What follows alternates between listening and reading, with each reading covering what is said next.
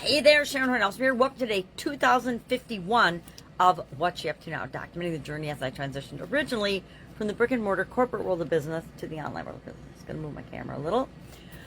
Today we are talking about, and I shared 10 different confidence building idioms in Supersize Your Business. Many of these we've covered before. I'll just briefly read them quickly. And I asked the question, have you used these? Do you use these? Do you build people's confidence in your business? Do you build your own confidence by thinking about any of these expressions that are pretty much a part of everyday life? For example, put on a brave face. If you're a Yeti, you're probably pretty brave. Why? Because you're strong and bigger than just about anything else, and that builds confidence. When you're a skier, an Olympic skier at that, jumping off the side of a mountain and going really, really fast down that mountain takes putting on a brave face, right? And looking serious, envisioning it in your mind to create what it is that you want to have happen. And we do the same thing in our businesses. Other idioms: walk on air, on top of the world, hold your head high, bounce back. We've talked about these. Come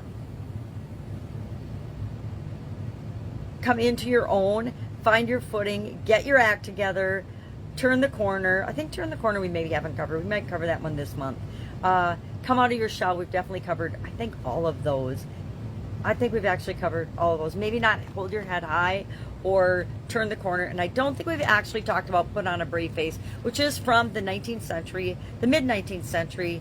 It just shows a strength to the outside world that we might not necessarily be feeling inside. Whenever I start a presentation, I put on a brave face, right? I'm confident. I know what I'm talking about.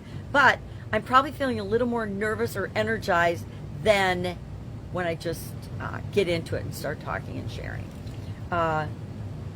Even though we might have internal misgivings, we still show up confidently when we're sharing with other people. At least I hope we do. When you're talking to your kids and your grandkids and other people and humans in general, if they don't think that you're confident about what you're talking about, they're not going to buy into your message. So we want to make sure that we come prepared with the right intent whenever we're sharing with other people and communicating. Our topic for this year's annual challenge, to get your goals annual challenge, is we're hopping into the SOAP framework tomorrow. But before we can do that, before we can figure out what our story is, the current and desired, and our current situation, we need to know what area or aspect of confidence we want to improve. So we talked about brainstorming and coming up with, and I shared a bunch of different categories to pick the area of confidence we want to work on. I don't know what mine's going to be yet. I haven't decided.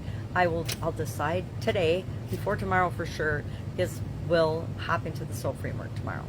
That's it. That's all I've got today. We're coming off a holiday weekend, so busy. Whenever we have a short week, I feel like I start off a day behind, but I'm never behind, right? I create my own time, my own schedule, so it doesn't matter. I just set my own sense of urgency and my own sense of what has to get done when.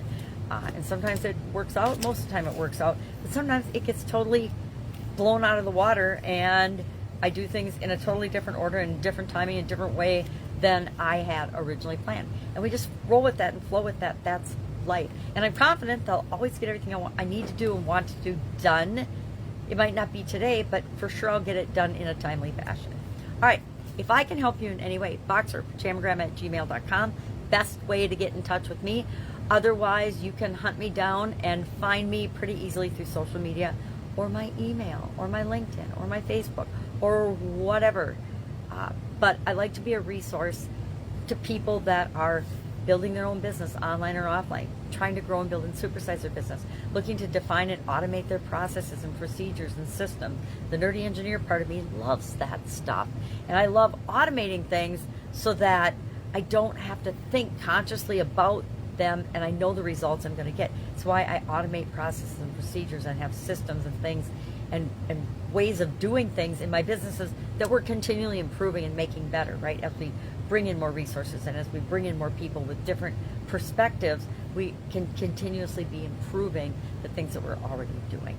And that frees us up to do more of the things we want to do. All right, I will be here all day. Hit me up if you need something. Otherwise, I will see you tomorrow.